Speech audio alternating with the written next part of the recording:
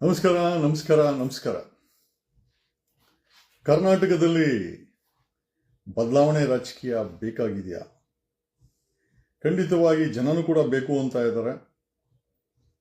ಆಡಳಿತ ನಡೆಸುತ್ತಿರುವ ಪಕ್ಷಗಳು, ಅದು ಇಂಥ ಪಕ್ಷ ಅಂತ ಹೇಳಲಿಕ್ಕಾಗಲ್ಲ, ಮೂರೂ ಪಕ್ಷಗಳು ಅಷ್ಟೇ ಪದೇ ಪದೇ ಜನರಿಗೆ ಹೇಳಕ್ ಇಷ್ಟಪಡ್ತಾ ಇದೆ. ನಾವು ಮಾಡಿದ್ದೆ ಕಾನೂನು, ಹೋಗಿದ್ದೆ ದಾರಿ, ನಾವು ಮಾಡ್ದಂಗೆ ನಿಮ್ ಓಟ್ ಹಾಕೋದು ತೆರಿಗೆ ಕಟ್ಟೋದು ಮಾತ್ರ ನಿಮ್ ಕೆಲಸ.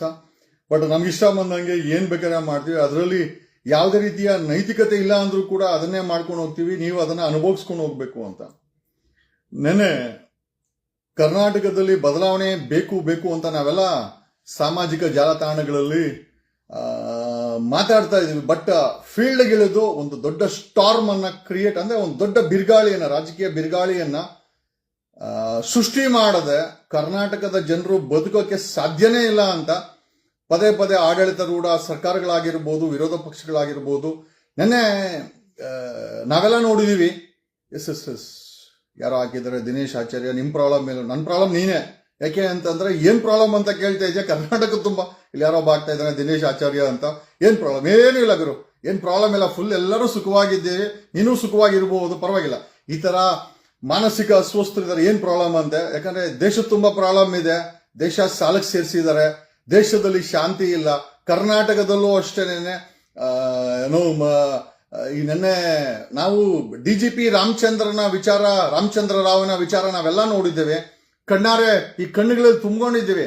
ಒಬ್ಬ ರಾಮಚಂದ್ರ ರಾವ್ ತನ್ನ ಐ ಥಿಂಕ್ ಸರ್ಕಾರ ಕೊಟ್ಟಂತ ಒಂದು ಹಿರಿಯ ಪೊಲೀಸ್ ಇಲಾಖೆಯ ಐ ಥಿಂಕ್ ತನ್ನ ಸ್ಥಾನವನ್ನ ಯಾವ ರೀತಿ ಕಚಡವಾಗಿ ಅಲ್ಲಿ ಹೆಣ್ಣು ಮಕ್ಕಳನ್ನ ಹೊಟ್ಟೆ ಮುಟ್ಕೊಂಡು, ಎದೆ ಮುಟ್ಕೊಂಡು, ಅವ್ರ ಜೊತೆ ತಬ್ಬಿಕೊಂಡು ನೋಡ್ದಂಥದನ್ನ ಈ ಕಣ್ಣಲ್ಲೆಲ್ಲ ನೋಡಿದ್ವಿ. ಅಂದ್ರೆ ದಿಸ್ ಈಸ್ ಹ್ಯಾಪನಿಂಗ್. ಏನು ಅಂತಂದ್ರೆ ಅದೊಂದು ವಿತ್ ಎವಿಡೆನ್ಸ್ ನಮ್ಗೆಲ್ಲ ಸಿಕ್ಕಾಕಂತು.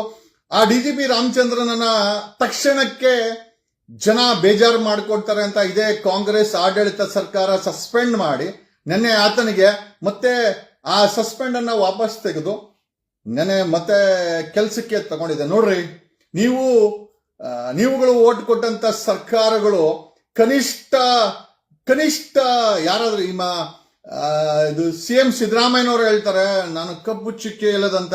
ಆ ಡಿಜಿಪಿ ರಾಮಚಂದ್ರ ಮೇಲೆ ಎಷ್ಟು ಕಪ್ಪು ಚುಕ್ಕೆ ಇರಬಹುದು? ನೀವೇ ಯೋಚನೆ ಮಾಡಿ. ಇಂಥ ಕಚಡ ಕೆಲಸಗಳನ್ನ, ಅಂದ್ರೆ ರಾಜಕಾರಣಿಗಳೇ ಕಚಡ ಅಲ್ಲ, ರಾಜಕಾರಣಿಗಳ ಕೆಳಗಡೆ ಕೆಲಸ ಮಾಡೋ ಅಧಿಕಾರಿಗಳು ಎಷ್ಟು ಕಚಡಗಳಿದ್ದಾರೆ. ಆ ಕಚಡಗಳನ್ನ ತಗೊಂಡು ಈ ಆಲ್ರೆಡಿ ನೊಂದಿರೋರು, ಬೆಂದಿರೋರು ಸಮಾಜ ಬೆಲೆರಿಕೆಯಿಂದ ತತ್ತರಿಸ್ತಾ ಇದೆ. ಸಂಪಾದನೆಗಳು ಸಾಲ್ತಾ ಇಲ್ಲ. 3 ದಿವಸ 5 ದಿವಸ ಎಷ್ಟೋ ಮನೇಲಿ ಹೇಳಿದ್ರು, ಸರ್ ನನ್ ಸಂಬಳ ಬಂದ್ರೆ 1 ದಿವಸ ಇರಲ್ಲ ಸರ್, ಎಲ್ಲ ಹಂಚ್ಬಿಡ್ತೀನಿ, ಮತ್ತೆ ಸಂಬಳ ಯಾಕೆ ಬರುತ್ತೆ ಅನ್ನೋ ಮಟ್ಟಿಗೆ ನನ್ನ ಜೊತೆ ಯಾರೋ ಹಂಚ್ಕೊಂಡಿದ್ದು ಫೋನಲ್ಲಿ. ನಿರುದ್ಯೋಗದಿಂದ ಕರ್ನಾಟಕ ತತ್ತರಿಸ್ತಾ ಇದೆ, ಬೆಲೆ ಏರಿಕೆಯಿಂದ ತತ್ತರಿಸ್ತಾ ಇದೆ, ಹೆಣ್ಣು ಮಕ್ಕಳ ಅತ್ಯಾಚಾರದಿಂದ ತತ್ತರಿಸ್ತಾ ಇದೆ. ಅಲ್ರಿ, ಕರ್ನಾಟಕದಲ್ಲಿ 2025ರಲ್ಲಿ if I am not wrong 700 ರೇಪ್ಗಳಾಗಿದೆ, 700 ರೇಪ್ಸ್ ಆಗಿದೆ. ಬೆಂಗಳೂರು ಒಂದರಲ್ಲೇ 180 ರೇಪ್ ಆಗಿದೆ.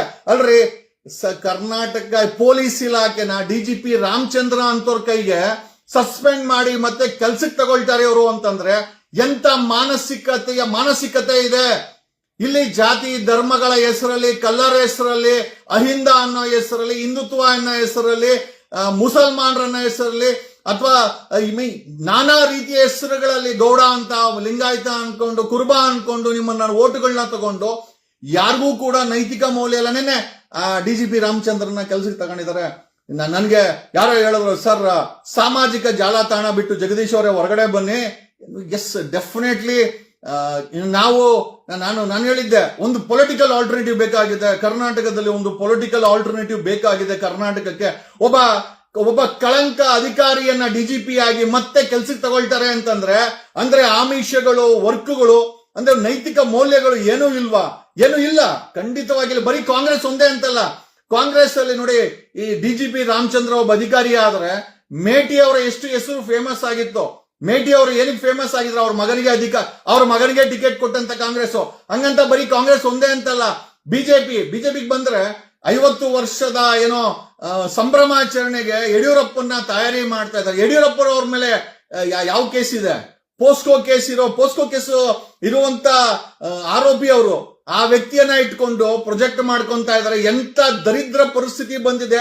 ಬಿಜೆಪಿನಲ್ಲಿ ಬರೀ ಯಡಿಯೂರಪ್ಪ ಒಬ್ಬರ ಮೇಲೆ ಇಲ್ಲ, 2020-21 ರಮೇಶ್ ಜಾರಕಿಹೊಳಿ ಕೇಸು ಇಡೀ ಇಂಡಿಯಾನ ಫೇಮಸ್ ಮಾಡಿದಂತ ಕೇಸು. ಕಾಂಗ್ರೆಸ್ ಅಲ್ಲಿ ಮೇಟಿ, ಡಿಜಿಪಿ ರಾಮಚಂದ್ರ ಇಂಥವ್ರುಗಳಿಗೆ ಮಣೆ ಹಾಕೋದಾದ್ರೆ ಬಿಜೆಪಿನಲ್ಲಿ ರಮೇಶ್ ಜಾರಕಿಹೊಳಿ ಇತಿಹಾಸವನ್ನೇ ಸೃಷ್ಟಿ ಮಾಡಿದ್ರು. ಯಾವ ವಿಚಾರದಲ್ಲಿ ಅಂತ ನಾನು ಹೇಳಬೇಕಾಗಿಲ್ಲ, ನಿಮಗೆಲ್ಲ ಗೊತ್ತೇ ಇದೆ. ಅದೇ ರೀತಿ ಯಡಿಯೂರಪ್ಪನವ್ರ ಮೇಲೆ ಯಾವ ಕೇಸ್ ಇದೆ? ಯಡಿಯೂರಪ್ಪನ 50 ವರ್ಷದ ಸಂಭ್ರಮಾಚರಣೆ ನೋಡ್ರಿ. ನಮಗೆ ಎಂತ ಕರ್ಮಗಳು ಬಂದಿದೆ. ಇಂತಿಂತ ಉಸಿರು ಉಳ್ಳಿ ರಾಜಕಾರಣಿಗಳು ನಮ್ಮ ರಾಜ್ಯವನ್ನ ಆಡಳಿತ ಮಾಡ್ತಾ ಇದ್ದಾರೆ. ಬದಲಾವಣೆ ಖಂಡಿತ ಬೇಕಾಗಿದೆ. ಹಾಗಂತ ಏನು ಜೆಡಿಎಸ್ ಏನಿಲ್ಲ. ಜೆಡಿಎಸ್ ಅನ್ನ ತುಂಬಾ ಫೇಮಸ್ ಮಾಡಿದವರು ಅಂದ್ರೆ ಜೆಡಿಎಸ್ ಇದಕ್ಕೇನು ಹೊರತೇ ಅಲ್ಲ. ಪ್ರಜ್ವಲ್ ರೇವಣ್ಣನ ವಿಚಾರ ನಮಗೂ ನಿಮ್ಗೆಲ್ಲ ಗೊತ್ತೇ ಇದೆ. ಏನ್ ಮಾಡ್ದ ಪ್ರಜ್ವಲ್ ರೇವಣ್ಣ ಅಂತ. ಮೂರೂ ಪಕ್ಷಗಳಲ್ಲಿ ನೈತಿಕ ಹೊಣೆಯನ್ನ ಯಾರೂ ಹೊರೋದಿಲ್ಲ. ಅವ್ರಿಗೆ ನಿಮ್ಮ ಓಟ್ ಬೇಕು, ಅವ್ರಿಗೆ ನಿಮ್ಮ ತೆರಿಗೆ ಬೇಕು. 4 ಲಕ್ಷ ಕೋಟಿ ಬಜೆಟ್ ಆಗುತ್ತೆ, ವರ್ಷಕ್ಕೊಂದ್ಸತಿ ನುಂಗಾಕಕ್ಕೆ ಒಂದು ಜಾಗ ಬೇಕು. ಅದನ್ನ ವಿಧಾನಸೌಧದಲ್ಲಿ ಸೃಷ್ಟಿ ಮಾಡ್ಕೊಂಡಿದ್ದಾರೆ. ಈ ರೀತಿಯ ಆಡಳಿತದಲ್ಲಿ ಈ ರಾಜ್ಯ ಬದುಕುತ್ತಾ? ಈ ರಾಜ್ಯದ 7 ಕೋಟಿ ಜನ ನಿಜವಾಗ್ಲು, ಅದರಲ್ಲಿ ರೈತರಾಗಿರ್ಬೋದು, ಯುವಕರಾಗಿರ್ಬೋದು, ವಿದ್ಯಾರ್ಥಿಗಳಾಗಿರ್ಬೋದು, ಮುಂದಿನ ಭವಿಷ್ಯ ಬರ್ಕೊಂತಾರ ಮುಂದಿನ ಪೀಳಿಗೆ ಆಗಿರ್ಬೋದು, ಡಾಕ್ಟರ್ಸ್ ಆಗಿರ್ಬೋದು, ಯಾರೋ ಹೊರತಲ್ಲ ರೀ. ಇಲ್ಲಿ ಹೆಂಗೆ ನೈರ್ಮಲ್ಯ ಮಾಡಿಟ್ಟಿದ್ದಾರೆ ರಾಜಕೀಯವನ್ನ ಅಂತಂದ್ರೆ, ತೊಳಿಲಿಕ್ಕೆ ಯಾರಾದ್ರೂ ಮುಂದೆ ಹೊಸತನದಿಂದ ಏನಾದ್ರು ವಿಜಯ್ ತರ ಏನಾದ್ರು ಕರ್ನಾಟಕದಲ್ಲಿ ಹೊಸತನ ಬಂದ್ರೆ ಇನ್ನೊಂದು 5-6 ವರ್ಷ ಬೇಕು ಇವ್ರು ಮಾಡಿರುವಂತ ಗಲೀಜನ್ನ ತೊಳಿಲಿಕ್ಕೆ. ಆ ಮಟ್ಟಕ್ಕೆ ಗಲೀಜನ್ನ ಮಾಡಿಟ್ಟಿದ್ದಾರೆ. ಮುಂದಿನ ದಿನಗಳಲ್ಲಿ ಬದಲಾವಣೆ ಖಂಡಿತ ಬೇಕು. ಇಲ್ಲಿ ಫೇಸ್ಬುಕ್ ಅಲ್ಲಿ ಕೂತ್ಕೊಂಡು ನಾನು ನಿಮ್ಮ ಹತ್ರ ಮಾತಾಡಿದ್ರೆ ಖಂಡಿತ ಬದಲಾವಣೆ ಸಾಧ್ಯ ಇಲ್ಲ. ನಿಮಗೆ ಮಾಹಿತಿ ಬರ್ಬೋದೇ ಹೊರತು, ಅಥವಾ ಸಣ್ಣ ಪುಟ್ಟ ಮಟ್ಟದಲ್ಲಿ ಪ್ರಜಾಕೀಯನೋ ಅಥವಾ KRS ಖಂಡಿತವಾಗಿ ಇನ್ನ 100 ವರ್ಷ ಹೋದ್ರೂ ಕೂಡ ಇವರು ಘಟಾನುಘಟಿಗಳು. ಇವರುಗಳಿಗೆ ಒಂದು ದೊಡ್ಡ ರಾಜಕೀಯ ಬಿರುಗಾಳಿನೇ ತರಬೇಕು. ನಾವುಗಳು ಜಂಪ್ ಆಗ್ತಿದ್ರು ಅಷ್ಟೇ ಬೀದಿಗೆ ಬದಲಾವಣೆ ತರಲಿಕ್ಕೆ, ಒಂದು ಹೊಸ ಸರ್ಕಾರ ರಚನೆ ಮಾಡ್ಲಿಕ್ಕೆ ಒಂದು ದೊಡ್ಡ ಬಿರುಗಾಳಿನೇ ಬೇಕು. ಯಾಕೆಂತಂದ್ರೆ ಇವ್ರನ್ನ ಯಾರನ್ನು ಬಗ್ಸಂಗಿಲ್ಲ. 3 ಪಾರ್ಟಿಯವ್ರನ್ನ ಇವ್ರನ್ನ ಬಗೆದು ಬುಡ ಸಮೇತ ಕಿತ್ತಾಕಿದ್ರೇನೆ ಕರ್ನಾಟಕ ಉಳಿಯೋದು. ಈ ರೀತಿ ಆಡಳಿತ ಅಲ್ರಿ. ಅವನು DGP ರಾಮಚಂದ್ರನ ಆ ಪೊಲೀಸ್ ಇಲಾಖೆಗೆ ಒಬ್ಬ DGP ಅಂದ್ರೆ ಟಾಪೆಸ್ಟ್ ರ್ಯಾಂಕ್ ಅಂತ ವ್ಯಕ್ತಿ ಗಲೀಜ್ ಕೆಲಸ ಮಾಡಿದ್ಮೇಲೆ ಈ ಹೋಮ್ ಮಿನಿಸ್ಟರ್ ಪರಮೇಶ್ವರ್, ಈ ಸಿದ್ದರಾಮಯ್ಯ ಕಪ್ಪು ಚುಕ್ಕೆಲದಂತ ಸಿದ್ದರಾಮಯ್ಯ ಸರ್ಕಾರ ತಗೊಳ್ತದೆ ಅಂತಂದ್ರೆ ನಾವು ಪ್ರಶ್ನೆ ಮಾಡ್ಕೊಳ್ಬೇಕಾಗಿದೆ. ಕರ್ನಾಟಕ ನಮ್ಗೆ ಸ್ವತಂತ್ರ ಬಂತು. ಯಾರಿಗ್ ಬಂತು ಸ್ವತಂತ್ರ? ಮಾಫಿಯಾಗಳಿಗೋಸ್ಕರ, ಮಾಫಿಯಾಗಳಿಂದ. ಇವರೆಲ್ಲ ಮಾಫಿಯಾಗಳು. ಕರ್ನಾಟಕ ಅಥವಾ ಭಾರತ ಆಗಿರ್ಬೋದು ಮಾಫಿಯಾಗಳ ಕೈಯಲ್ಲಿದೆ. ಮಾಫಿಯಾಗಳು ರಾಜಕೀಯ ಮಾಡ್ತಾರೆ, ಮಾಫಿಯಾಗಳು ಪೊಲೀಸ್ ಇಲಾಖೆ ನಡೆಸ್ತಾರೆ, ಅಧಿಕಾರಿಗಳು ಮಾಫಿಯಾ ಆಗಿದ್ದಾರೆ. ಇಲ್ಲಿ ಇವರು 3 ಜನನ ಇಟ್ಕೊಂಡು ದುಡ್ಡು ಮಾಡಿಕೊಂಡು ಜೀವನ ಮಾಡುವಂತ ಮಾಫಿಯಾ ಬಿಸ್ನೆಸ್ ಮೆನ್ಗಳಾಗಿದ್ದಾರೆ. ಸಾಮಾನ್ಯ ಜನರು ಯಾವುದೇ ಕಾರಣಕ್ಕೂ ನೆಮ್ಮದಿ ಇಲ್ಲ. ಬದಲಾವಣೆ ಕರ್ನಾಟಕಕ್ಕೆ ಬೇಕೇ ಬೇಕು. ಯಾಕೆ ಅಂತಂದ್ರೆ ಈ ರೀತಿ ಗಲೀಜ್ ಅಧಿಕಾರಿಗಳ ನೈತಿಕತೆ ಇದೆನ್ರಿ? ಅಲ್ರಿ, ಆತನನ್ನ ಮತ್ತೆ ಬಡ್ತಿ ತಗೊಂಡಿದ್ದಾರೆ, ಸಸ್ಪೆನ್ಷನ್ ತೆಗೆದು. ಅಲ್ರಿ, ಯಾವ ನೈತಿಕತೆ ಇದೆ ಅಂದ್ರೆ ಕರ್ನಾಟಕದ 7 ಕೋಟಿ ಜನರು ಬೇಕೂಫುಗಳ, ಅಥವಾ ಇಂಥವ್ರನ್ನ ಇಟ್ಕೊಂಡು ಆಡಳಿತ ಮಾಡುವಂತ ಸರ್ಕಾರಗಳೇ ಆಗಿರ್ಬೋದು, ಇಂಥ ಅಧಿಕಾರಿಗಳನ್ನೇ ಆಗಿರ್ಬೋದು. ನಿಜವಾಗ್ಲೂ ಬದಲಾವಣೆ ಮಾಡಿಲ್ಲ ಅಂತಂದ್ರೆ ಖಂಡಿತ ಕರ್ನಾಟಕ ಉಳಿಯಲ್ಲ. ಈ 3 ಪಕ್ಷಗಳು ಒಂದು ರೀತಿಯ ಮಾಫಿಯಾಗಳು. ಒಬ್ಬರಾದ ಮೇಲೆ ಒಬ್ಬರು ಅಧಿಕಾರಕ್ಕೆ ನಿಮ್ಮನ್ನ ದಿಕ್ಕು ತಪ್ಪಿಸ್ಲಿಕ್ಕೆ, ನಿಮ್ಮ ಓಟ್ಗಳನ್ನ, ನಿಮ್ಮ ಟ್ಯಾಕ್ಸ್ ಅನ್ನ, ನಿಮ್ಮ ವರ್ಷಕ್ಕೆ 4 ಲಕ್ಷ ಕೋಟಿ ದುಡ್ಡನ್ನ ಅದನ್ನ ಡಕಾಯಿತಿ ಮಾಡಕ್ಕೆ ಇವರು ಬಣ್ಣ ಬಣ್ಣದ ಮುಖವಾಡಗಳನ್ನ, ಬಣ್ಣ ಬಣ್ಣದ ಮಾತುಗಳನ್ನ, ಜೊತೆನಲ್ಲಿ ಕಣ್ಣೀರುಗಳನ್ನ, ಇವರ ಕತೆ ವಾಪಸ್ ಎಲ್ಲ ಬರೀ ಗಲೀಜಿರುವಂತದ್ದೇ. ಹಾಗಾಗಿ ಬದಲಾವಣೆ ಕರ್ನಾಟಕಕ್ಕೆ ಬೇಕು. ಆಮೇಲೆ ನಾವುಗಳು ಅಷ್ಟೇನೆ, ಈ ಫೇಸ್ಬುಕ್ ಅನ್ನೋದು ಬರೀ ಮಾಹಿತಿಗೋಸ್ಕರ. ಖಂಡಿತವಾಗಿ ಫೇಸ್ಬುಕ್ ಅಲ್ಲಿ ಕೂತ್ಕೊಂಡು ಈ ಕರ್ನಾಟಕ ರಾಜ್ಯದ ರಾಜಕೀಯ ಹಣೆ ಬರವನ್ನ ಬದಲಾಯಿಸಕ್ಕೆ ಸಾಧ್ಯ ಇಲ್ಲ. ನಾವು ನಿಜವಾಗ್ಲೂ ಒಂದು ಹೋರಾಟದ ಮುಖದಲ್ಲಿ ಅಥವಾ ಒಂದು ಬಿರುಗಾಳಿ ಮಟ್ಟದಲ್ಲಿ ಒಂದು ಪಕ್ಷವನ್ನ ತಂದು ಜನರಿಗೆ ಆಲ್ಟರ್ನೇಟಿವ್ ಕೊಟ್ಟಿಲ್ಲ ಅಂತಂದ್ರೆ ಖಂಡಿತವಾಗಿ ಈ ರಾಜ್ಯ ಉಳಿಯಲ್ಲ.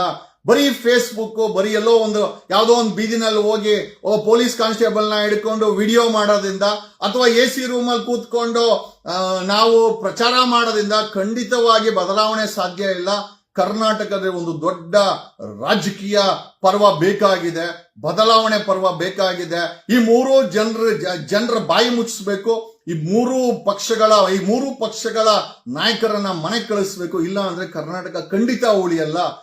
ನಿಮ್ಮ ಭವಿಷ್ಯ ಮುಗಿದೋಗಿದೆ, ನಿಮ್ಮ ಮಕ್ಕಳ ಭವಿಷ್ಯನೂ ಸಹ ಉಳಿಯಲ್ಲ ಅಂತ ಈ ಮೂಲಕ ಹೇಳ್ತಾ this is what I want to tell. And coming to ತಮಿಳುನಾಡಲ್ಲಿ ವಿಜಯ್ ಗೆದ್ದಿದ್ದಾರೆ. ಒಂದಷ್ಟು ಚಾಲೆಂಜ್ಗಳು ನೋಡಿ, ಅಷ್ಟು ದೊಡ್ಡ ಮಟ್ಟಕ್ಕೆ ವಿಜಯದ ಪತಾಕೆ ಎತ್ತಿದಾಗ ಚಾಲೆಂಜಸ್ ಆಟೋಮೆಟಿಕ್ ಆಗಿ ಬರುತ್ತೆ. ಹೈಕೋರ್ಟ್ ಅಲ್ಲಿ ಅವರ ವಿರುದ್ಧವಾಗಿ ಅವರು ಕರೆಕ್ಟ್ ಆಗಿ ಆಸ್ತಿ ಘೋಷಣೆ ಮಾಡಿಲ್ಲ ಅಂತ ಹೇಳಿದನ್ನ ರಿಟ್ ಪಿಟಿಷನ್ ಫೈಲ್ ಆಗಿದೆ. FIR ಮಾಡಬೇಕು, ಅವ್ರ ಮೇಲೆ ತನಿಖೆ ಮಾಡಬೇಕು ಅಂತ ಹೇಳಿ ರಿಟ್ ಪಿಟಿಷನ್ ಫೈಲ್ ಆಗಿದೆ. ಅವ್ರಿಗೊಂದಷ್ಟು ಶಾರ್ಟೇಜ್ ಇದೆ, ಒಂದು 9-10 ಶಾರ್ಟೇಜ್ ಇದೆ. ಗವರ್ನರ್ ಹೇಳಿದರೆ ಒಟ್ಟಿಗೆ ಎಲ್ಲಾ ನಂಬರ್ ತಗೊಂಬಂದ್ರೆ ನಿಮ್ಗೆ ಪ್ರಮಾಣ ವಚನ ತಗೊಳಕ್ಕೆ ನಾನು ಬಿಡ್ತೀನಿ ಇಲ್ಲ ಅಂತೇಳಿ. ಹಾಗಾಗಿ ಅಲ್ಲ, ಬದಲಾವಣೆ ತಂದಾಗೂ ಸಹ ಚಾಲೆಂಜಸ್ ಏನು ಕಡಿಮೆ ಇರೋದಿಲ್ಲ ಅಲ್ಲ. ಅಲ್ಲಿ ತಮಿಳುನಾಡಲ್ಲಿ ಹೇಗೋ ಬದಲಾವಣೆ ಜನ ಬಯಸಿದ್ದಾರೆ, ಒಂದು ಬದಲಾವಣೆ ಆಗುತ್ತೆ. ಇದೆಲ್ಲ ಚಾಲೆಂಜಸ್ ನಮ್ಮ ಸಣ್ಣ ಮಟ್ಟದಲ್ಲಿ ಇಷ್ಟು ಚಾಲೆಂಜಸ್ ಇರ್ಬೇಕಾದ್ರೆ ಆ ದೊಡ್ಡ ಮಟ್ಟದಲ್ಲಿ ಚಾಲೆಂಜಸ್ ಇರುತ್ತೆ. ಖಂಡಿತವಾಗಿ ಅಲ್ಲೂ ಕೂಡ ಬದಲಾವಣೆ ಪರ್ವ ಜನ ಬಯಸಿದರೆ ಬದಲಾವಣೆ ಆಗುತ್ತೆ. ಕರ್ನಾಟಕದಲ್ಲಿ ಒಂದು ಬದಲಾವಣೆ ಬೇಕಾಗಿದೆ ಅಂತ ನಮ್ಗೆಲ್ಲ ಅನ್ನಿಸ್ತಾ ಇದೆ, ಜನರಿಗೆ ಅನ್ನಿಸ್ತಾ ಇದೆ. ಆಮೇಲೆ ಈ ರೀತಿಯ ಆಡಳಿತ, ನೈತಿಕತೆ ಇಲ್ಲದಂತ ಆಡಳಿತ ಅಲ್ರೇ. DGP ರಾಮಚಂದ್ರನ ಸಸ್ಪೆನ್ಷನ್ ನ ಕ್ಯಾನ್ಸಲ್ ಮಾಡಿ ಮತ್ತೆ ಕೆಲಸಕ್ಕೆ ತಗೊಂಡು ಅವನ ಕೈಯಲ್ಲಿ ಆಡಳಿತ ಮಾಡಿಸ್ಕೊಳ್ಬೇಕಾದಂತ ಪರಿಸ್ಥಿತಿ ಅವನಂತವ್ರ ಕೈಯಲ್ಲಿ ಕರ್ನಾಟಕಕ್ಕೆ ಬಂದಿದೆ ಅಂತಂದ್ರೆ ಖಂಡಿತವಾಗಿ ಬದಲಾವಣೆ ಬೇಕಾಗಿದೆ. ಕರ್ನಾಟಕದ ರಾಜಕೀಯದಲ್ಲಿ ಒಂದು ಬದಲಾವಣೆ ಬೇಕಾಗಿದೆ, ಬದಲಾವಣೆ ಪರ್ವ ಬೇಕಾಗಿದೆ. ಆ ಬದಲಾವಣೆ ಪರ್ವ ತುಂಬಾ ಶಕ್ತಿಶಾಲಿಯಾಗಿರ್ಬೇಕು, ಒಂದು ದೊಡ್ಡ ರಾಜಕೀಯ ಬಿರುಗಾಳಿ ಆಗಿರ್ಬೇಕು. ಇವ್ರಿಗೆಲ್ಲ ನಡುಕ ಹುಟ್ಟಿಸ್ಬೇಕು, ಜನರಿಗನ್ನಿಸ್ಬೇಕು ಎಸ್ ಇದೇ ಆಲ್ಟರ್ನೇಟಿವ್. ಈ ವ್ಯಕ್ತಿಯ ಪಕ್ಷಕ್ಕೆ ಓಟ್ ಕೊಟ್ರೆ ನಮ್ಮ ಹಣೆ ಬರ ಬದಲಾವಣೆ ಆಗುತ್ತೆ, ನಮ್ಮ ಭವಿಷ್ಯ ಬದಲಾವಣೆ ಆಗುತ್ತೆ. ಈ ಹೊಲಸು ರಾಜಕೀಯವನ್ನ ತೊಳಿಲಿಕ್ಕೆ ಈ ವ್ಯಕ್ತಿಗೆ ಮತ್ತೆ ಈತನ ಪಕ್ಷಕ್ಕೆ ಶಕ್ತಿ ಇದೆ ಅಂತ ಹೇಳಿ ಯಾವತ್ತು ಮನವರಿಕೆ ಆಗುತ್ತೋ ಖಂಡಿತವಾಗಿ ಆವತ್ತು ಕರ್ನಾಟಕದಲ್ಲಿ ಒಂದು ಬದಲಾವಣೆ ಕಾಣುತ್ತೆ ಅಂತ ಹೇಳುತ್ತಾ, ಬದಲಾವಣೆ ಬೇಕಾಗಿದೆ. This is what I feel. ಜನರು ಕೂಡ ಬದಲಾವಣೆ ಬೇಕು ಅಂತ ಅನಿಸ್ತದೆ. ಬೇಸತ್ತು ಬಿಟ್ಟಿದ್ದಾರೆ ಅದೇ ಕಾಂಗ್ರೆಸ್ಗೆ, ಅದೇ ಬಿಜೆಪಿಗೆ, ಅದೇ JDSಗೆ ಓಟ್ ಹಾಕಿ ಇವ್ರ ಭಾಷಣಗಳನ್ನ ಕೇಳಿ ಇವ್ರಗಳ ಕಣ್ಣೀರುಗಳನ್ನ ಒರೆಸಿ ಇವ್ರ ಆಸ್ತಿಗಳು ಜಾಸ್ತಿ ಆಯ್ತು ಅಲ್ರಿ. ಕನಿಷ್ಠ ಒಬ್ಬೊಬ್ಬ ರಾಜಕಾರಣಿಗಳ ಹತ್ರ 10,000 ಕೋಟಿ, 50,000 ಕೋಟಿ, 1 ಲಕ್ಷ ಕೋಟಿ ಆಸ್ತಿಗಳನ್ನ ಮಾಡ್ಕೊಂಡಿದ್ದಾರೆ ಅನಧಿಕೃತವಾಗಿ. ಅಧಿಕೃತವಾಗಿ ಅವರು ಡಿಕ್ಲೇರ್ ಮಾಡಿರೋದು ಬಿಟ್ಟಾಕಿ ಇವ್ರ ಹತ್ರ ಲಕ್ಷಾಂತರ ಕೋಟಿ ಟನ್ ಗಟ್ಲೆ ಹಣ ಇದೆ. ಟನ್ ಗಟ್ಲೆ ಚಿನ್ನಗಳನ್ನ ಮಾಡ್ಕೊಂಡಿದ್ದಾರೆ ಇವರು, ಕಂಟೈನರ್ ಗಟ್ಲೆ ಹಣ ಮಾಡ್ಕೊಂಡಿದ್ದಾರೆ. ಅವು 1000 ಕೋಟಿ ಲೂಟಿ ಮಾಡಿ ಮಾಡ್ಕೊಂಡಿದ್ದಾರೆ. 78 ವರ್ಷದಲ್ಲಿ ಬರೀ ಲೂಟಿ ಬಿಟ್ರೆ ಅವರ ಜೇಬುಗಳನ್ನ, ಅವ್ರ ಸಂಸಾರಗಳನ್ನ, ಅವರ ಹಣೆ ಬರನ ಚೆನ್ನಾಗಿ ಮಾಡ್ಕೊಂಡ್ರೆ ಹೊರತು ಕರ್ನಾಟಕದ ಹಣೆ ಬರವನ್ನ, ಕರ್ನಾಟಕದ ಜನರ ಹಣೆ ಬರನ ಮೂರಾ ಬಟ್ಟೆ ಮಾಡಿಟ್ಟದೆ. ಹೆಣದ ಮೇಲೆ ಹಾಕೋ ಬಟ್ಟೆಗೆ ಏನು ವ್ಯಾಲ್ಯೂ ಇದೆ ಅದೇ ವ್ಯಾಲ್ಯೂನ ಕರ್ನಾಟಕದ ವೋಟರ್ಸ್ ಪರಿಸ್ಥಿತಿ ಇದೆ. ಯಾರು ಹೇಳಕ್ಕೆ ಅವ್ರ ಕೈಯಲ್ಲಿ ಆಗ್ತಾ ಇಲ್ಲ. ಬಟ್ ಬದಲಾವಣೆ ಬೇಕಾಗಿದೆ. ಖಂಡಿತವಾಗಿ ಈ ಕರ್ನಾಟಕದಲ್ಲಿ ಒಂದು ಆಲ್ಟರ್ನೇಟಿವ್ ರಾಜಕೀಯ ಪರ್ವವನ್ನ ವೆರಿ ಶಾರ್ಟ್ಲಿ ತಗೊಂಡ್ಬರ್ತೀವಿ. ನಾನು ಇವತ್ತು ಕೂಡ ಲೈವ್ ಮಾಡಬಾರ್ದು ಅಂತ ಇದೆ, ಏನಕ್ಕೆ ಅಂತಂದ್ರೆ ಇರ್ಲಿ ಬಿಡು ಅಂತ. ಬಟ್ ಆದರೆ ಈ DGP ರಾಮಚಂದ್ರನ್ ಅಂತವ್ರನ್ನ ಇಷ್ಟು ಓಪನ್ ಆಗಿ ಕಾಂಗ್ರೆಸ್ ಸರ್ಕಾರ ತಗೊಳ್ತದೆ ಅಂತಂದ್ರೆ ಭ್ರಷ್ಟರಿಗೋಸ್ಕರ ನಮ್ಮ ಸರ್ಕಾರ, ಭ್ರಷ್ಟರಿಂದ ನಾವು ಕೆಲಸ ಮಾಡಿಸ್ತೀವಿ, ಭ್ರಷ್ಟಾಚಾರ ಅಂದ್ರೆ ನಮ್ಗೆ ಇಷ್ಟ ಅನ್ನೋ ಒಂದು ಗ್ರೇಟ್ ಸಂದೇಶವನ್ನ ಕಪ್ಪು ಚುಕ್ಕೆ ಇಲ್ಲದಂತ ಸಿದ್ದರಾಮಯ್ಯನವರ ಸರ್ಕಾರ ಕೊಡ್ತಾ ಇದೆ. I think thank you Parameshwar ಅವರೇ. ಇಂಥ ಅಧಿಕಾರಿಗಳನ್ನ ತೆಗೆದುಕೊಂಡು ಕೆಲಸ ಮಾಡ್ತಾ ಇರುವಂತ ನಿಮ್ಮ ಸರ್ಕಾರ, ನಿಮಗೆ ಖಂಡಿತವಾಗಿ 7 ಕೋಟಿ ಕನ್ನಡಿಗರ ಪರವಾಗಿ ನಿಮಗೆ ಧನ್ಯವಾದಗಳನ್ನ ಹೇಳಬೇಕು. ಇಂಥವ್ರಿಗೆ ಓಟ್ ಹಾಕಿ ಇಂಥವ್ರನ್ನ ಸರ್ಕಾರ ಮಾಡ್ಲಿಕ್ಕೆ ನಾವೆಲ್ಲ ನಿಂತ್ಕೊಂಡ್ರಲ್ವಾ, ನಮ್ಮ ಚಪ್ಪಲಿಲಿ ನಾವೇ ಒಡ್ಕೊಳ್ಬೇಕು ಅಂತ ಹೇಳಿದ್ವಿ. ಯಾಕಂದ್ರೆ ನಾವುಗಳೇ ಇಷ್ಟಪಟ್ಟಿದ್ದು ಬಿಜೆಪಿ ಬಿಟ್ಟು ಕಾಂಗ್ರೆಸ್ ಅಂತ. ಈ ಮೂರೂ ಪಕ್ಷಗಳ ಹಣೆ ಬರ ಮುಗಿದೋಗಿದೆ, ಮುಗಿಸ್ಬೇಕಾದಂತ ಅವಶ್ಯಕತೆ ಇದೆ. ಮುಂದಿನ ದಿನಗಳಲ್ಲಿ ಇದಾಗುತ್ತೆ, ಖಂಡಿತವಾಗಿ ಇದಾಗುತ್ತೆ. And all the best to Vijay. Vijay ತಮಿಳುನಾಡಿನ ರಾಜಕೀಯ ಹಣೆ ಬರವನ್ನ ಚೇಂಜ್ ಮಾಡ್ದ. ಕರ್ನಾಟಕದಲ್ಲೂ ವೆರಿ ಶಾರ್ಟ್ಲಿ ಇದಾಗುತ್ತೆ. ಧನ್ಯವಾದಗಳು.